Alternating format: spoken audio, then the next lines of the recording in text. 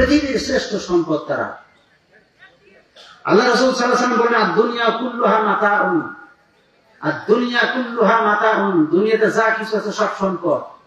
চন্দ্র, সূর্য, গ্রহ, তারা, নক্ষত্র, দুনিয়ার জীবনে পাহাড় পর্বত, জমিনে পাহাড় পর্বত, গাছপালা, নদী নালা, খাল বিল, গরু ছাগল ভেড়া হাঁস মুরগি উট দুম্বা যা কিছু আছে পৃথিবীতে সব হলো সম্পদ। কে বললেন?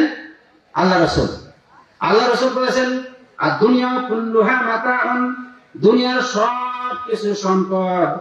ওয়া খায়রুল মাতাউদ দুনিয়া, দুনিয়ার এই সম্পদগুলোর মধ্যে, দুনিয়ার এই সম্পদগুলোর মধ্যে সর্বোত্তম সম্পদ হলো মারাতুস সালেহা, সতী নারী। জোরে বলেন আল্লাহু আকবার।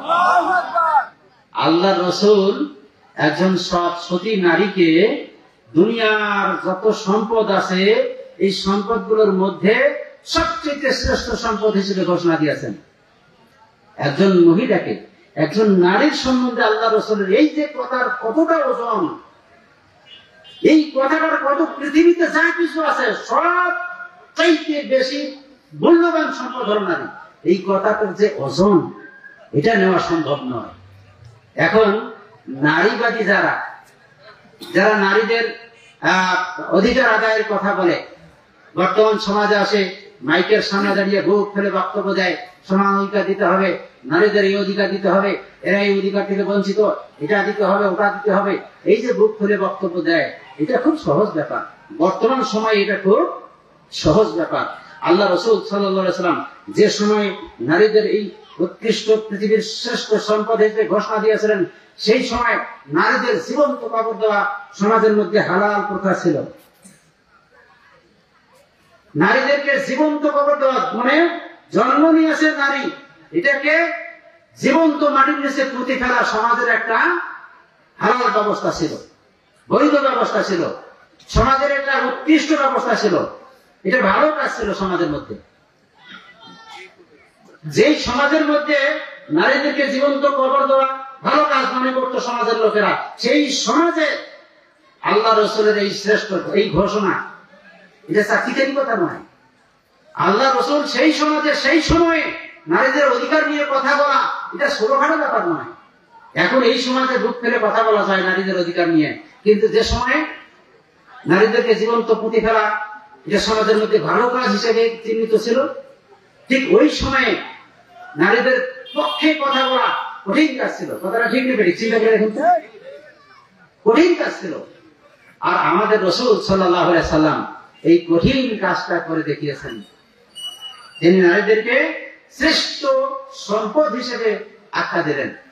আমরাও যদি আমাদের স্ত্রীদেরকে শ্রেষ্ঠ সম্পদ হিসেবে মেনে নেই, শ্রেষ্ঠ সম্পদ হিসেবে মেনে নেই, তাহলে সাংসারিক জীবনে কোনোদিন অশান্তি আসবে না।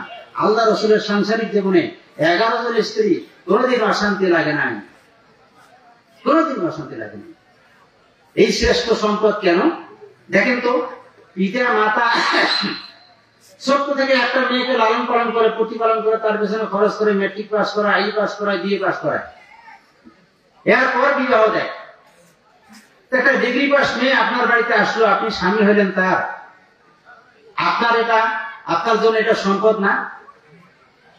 আপনাকে এসে আপনাকে শান্তি দিচ্ছে, মানসিক শান্তি আপনাকে দেয়, আপনার সন্তান ধারণ করছে, আপনার সন্তানের জন্ম দিচ্ছে, এগুলোকে প্রতিপালন করছে, আপনার সংসার দেখাশোনা করছে, সংসার যাবতীয় সম্পদ হেফাজত করছে, আপনার ছেলে মেয়েদেরকে লেখাপড়া শিখাচ্ছে।